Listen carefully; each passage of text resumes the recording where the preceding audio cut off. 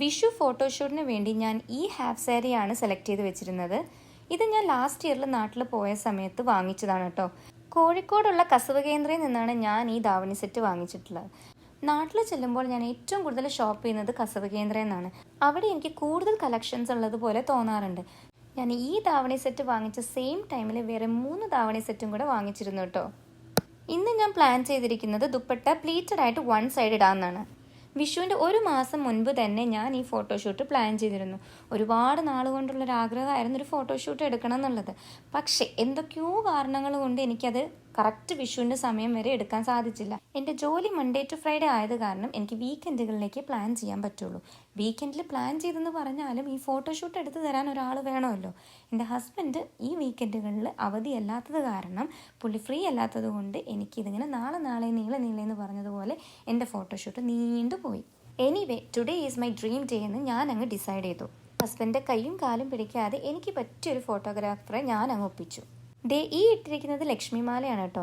ഇതും ഞാൻ കസബ് കേന്ദ്രയ്ക്ക് അകത്തുള്ള തായ്ഫ് എന്ന് പറയുന്ന കടയിൽ നിന്നാണ് വാങ്ങിച്ചിട്ടുള്ളത്. പിന്നെ നമ്മുടെ ജുമക്ക ഇട്ടു. ഇതെൻ്റെ ഫേവറേറ്റ് ജുമക്കയാണ് കേട്ടോ. ഇത് ഞാൻ ആമസോണിൽ നിന്നാണ് വാങ്ങിച്ചത്. എന്തൊരു ഭംഗിയാലേ! ഈ കോസ്റ്റ്യൂമും ഇയറിങ്ങും മാലയും എല്ലാം എനിക്കങ്ങ് ഇഷ്ടപ്പെട്ടു. ഇതാണ് എൻ്റെ അടുത്ത ഫേവറേറ്റ് പാർട്ട് ഓഫ് ഡ്രസ്സിംഗ് എന്ന് പറയുന്നത്. ഹാഫ് സാരി ഇടുമ്പോഴോ അല്ലെങ്കിൽ ഏതെങ്കിലും ഇന്ത്യൻ ട്രഡീഷണൽ വെയർസ് ഇടുമ്പോഴോ ഇങ്ങനെ തിന്നായിട്ടുള്ള വേസ്റ്റ് ചെയിൻ ഇടുന്നത് എനിക്ക് ഭയങ്കര ഇഷ്ടമാണ്. ഞാൻ സ്കിന്നി ആയതുകൊണ്ടും ഷോർട്ട് ആയതുകൊണ്ടും ഈ വേസ്റ്റ് ചെയിൻ എൻ്റെ കാല് വരെ എത്തുന്നുണ്ട്. എങ്ങനെയൊക്കെയോ പിന്നെ വെച്ച് ഞാൻ അഡ്ജസ്റ്റ് ചെയ്ത് ഒപ്പിച്ചു. നമ്മളൊരു ആർട്ടിഫിഷ്യൽ ഹെയർ വെക്കാനാണ് പോകുന്നത്. ഇന്നത്തെ ഫോട്ടോഷൂട്ട് എന്ന് പറയുന്നത് വിഷു റിലേറ്റഡ് ആയിട്ടാണല്ലോ. അപ്പം അതിന് ബേസ് ചെയ്തിട്ട് മുടി ഇരിക്കുന്നത് നല്ലതാണെന്ന് എനിക്ക് തോന്നി. ഈ ഹെയർ ഞാൻ ആമസോണിൽ നിന്ന് തന്നെയാണ് വാങ്ങിച്ചത്. ഇത് ഞാൻ ആദ്യം വാങ്ങിച്ചത് ഡാൻസ് പ്രോഗ്രാമിന് വേണ്ടിയായിരുന്നു. 1-2 പ്രാവശ്യം ഞാൻ യൂസ് ചെയ്തു. പിന്നെ എനിക്കതങ്ങ് ഇഷ്ടപ്പെട്ടു. നല്ല ഭംഗിയിലിരിക്കുന്നു, താഴത്ത് നല്ല കേളി ആയിട്ട് നല്ല സ്റ്റൈലിലിരിക്കുന്നുണ്ട്. ആൻഡ് ഇത് വെരി ഈസിയാണ് കേട്ടോ യൂസ് ചെയ്യാനായിട്ട്. നമ്മൾ ആദ്യം നമ്മുടെ ഹെയർ പാർട്ടീഷൻ എടുക്കുക. ആൻഡ് ഈ ഹെയറിൻ്റെ ഒപ്പം തന്നെ ഇറ്റ് കംസ് വിത്ത് ക്ലിപ്സ്. നമ്മൾ ആ പാർട്ടീഷൻ എടുത്ത ഭാഗത്തേക്ക് ഈ ക്ലിപ്പ് വെച്ചിട്ട് ജസ്റ്റ് നമ്മൾ ക്ലിക്ക് ചെയ്യുന്നു. ക്യാമറ ഇച്ചിരി മാറിപ്പോയിട്ടോ. ഞാൻ റെഡി ആവുന്ന ആ തിരക്കിൽ ക്യാമറ ചെക്ക് ചെയ്യാനായിട്ട് വിട്ടുപോയി. മുടി കെട്ടിക്കൊണ്ടിരിക്കുമ്പോഴാണ് എനിക്ക് പെട്ടെന്നൊരു ഓർമ്മ വന്നത് എൻ്റെ കയ്യിൽ ഇയർ ചെയിൻ ഉണ്ടല്ലോ എന്നുള്ളത്. അപ്പോൾ ഈ മുടി വിത്ത് ഇയർ ചെയിൻ ഭയങ്കര ബ്യൂട്ടിഫുൾ ആയിരിക്കും എന്ന് എനിക്ക് തോന്നി. കമ്മൽ ഒന്നുകൂടെ അഴിച്ച് ഈ ഇയറിങ് അതിനോട് അറ്റാച്ച് ചെയ്ത് ഇടേണ്ടതായിട്ട് വന്നു. ഇതും എവിടുന്നാണ് വാങ്ങിച്ചതെന്ന് ചോദിച്ചാൽ വേറെ എവിടുന്നുമല്ല, നമ്മുടെ സ്വന്തം ആമസോണിൽ നിന്ന് തന്നെയാണ്. ഞാനൊരു ആമസോൺ ഗേളാന്ന് വേണമെങ്കിൽ തന്നെ പറയാം. ലുക്ക്, അടിപൊളിയല്ലേ?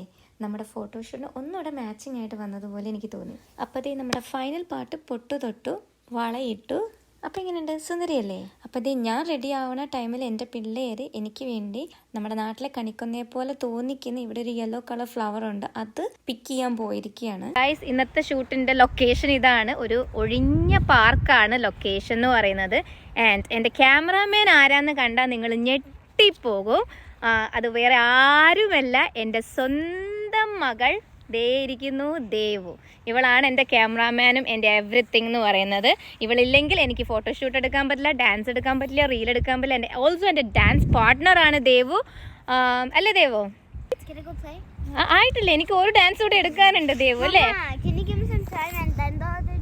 വെയിറ്റ്. അപ്പോൾ ഞാൻ എടുക്കാനുള്ള റീലിൻ്റെ ട്രയൽ നടത്തി നോക്കുകയാണ്. വന്ന ഉടനെ തന്നെ ഞങ്ങൾ ഫേസ് ഡള്ളാവുന്നതിന് മുമ്പ് ഫോട്ടോസൊക്കെ എടുത്തിരുന്നു കേട്ടോ. വിത്ത് മയിൽപ്പീലിയായിട്ടും കണിക്കൊന്ന വെച്ച് എടുത്തിരുന്നു.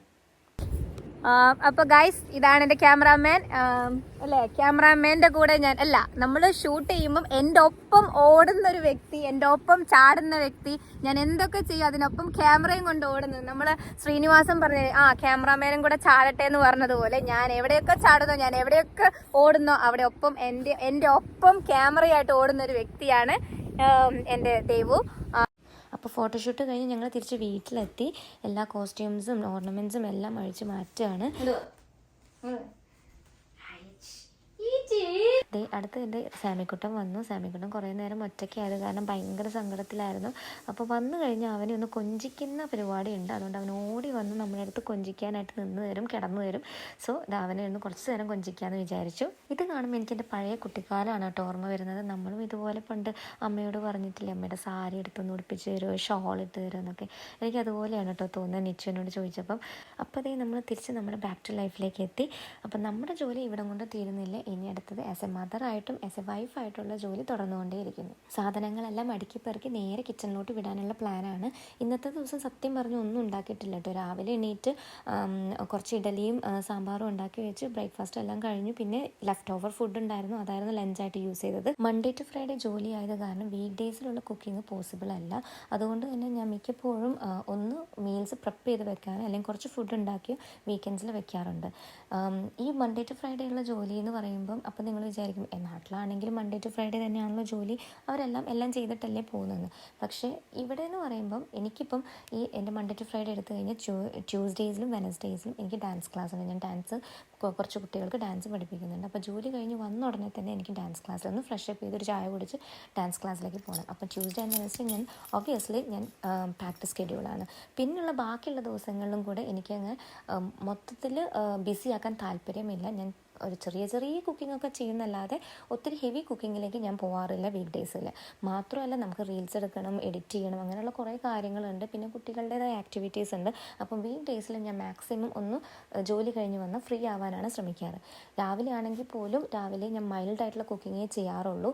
എന്തെങ്കിലും കുക്കിംഗ് ഉണ്ടെങ്കിൽ തന്നെ അത് തലേന്ന് വൈകിട്ട് ചെയ്ത് തീർത്ത് വെക്കാറുണ്ട്. അപ്പോൾ ഇന്ന് ഡിന്നറായിട്ട് കൊടുക്കുന്ന ന്യൂഡിൽസാണ് കേട്ടോ. അവർ നേരത്തെ എന്നോട് പറഞ്ഞിരുന്നു ന്യൂഡിൽസ് വേണമെന്ന്.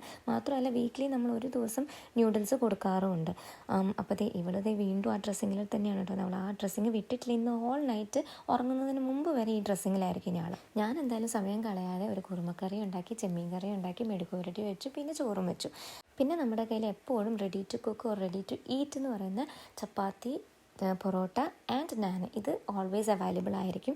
അതുകൊണ്ട് നമുക്ക് വലിയ ബുദ്ധിമുട്ടൊന്നും വരില്ല. ഈ കറിയും ആ സാധനങ്ങളൊക്കെ വെച്ചിട്ട് നമ്മൾ വീക്ക് എങ്ങനെയെങ്കിലുമൊക്കെ അഡ്ജസ്റ്റ് ചെയ്ത് പോകും. പിന്നെ എല്ലാ ഫ്രൈഡേയ്സിലും നമ്മൾ ഫ്രൈഡ് റൈസ് ഉണ്ടാക്കും. അന്ന് നമ്മുടെ മൂവി നൈറ്റാണ്. അന്ന് നമ്മൾ വൈകിട്ട് വന്ന ഉടനെ ഫ്രൈഡ് റൈസ് ഉണ്ടാക്കും.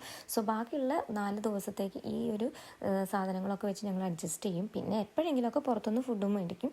അങ്ങനെയൊക്കെയാണ് ലൈഫ് മുന്നോട്ട് പോകുന്നത്. അപ്പോൾ ഇന്നത്തെ വീഡിയോ ഇത്രയേ ഉള്ളൂ. ഈ വീഡിയോ ഇഷ്ടപ്പെട്ടെങ്കിൽ please like, share and subscribe. അപ്പോൾ അടുത്ത വീഡിയോ കാണുന്നത് വരെ ടാറ്റാ.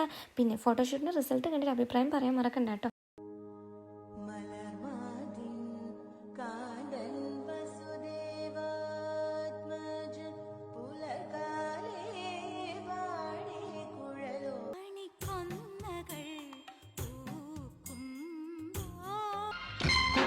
കയ്യാൽ മെല്ലെ കുറുനിറമാടും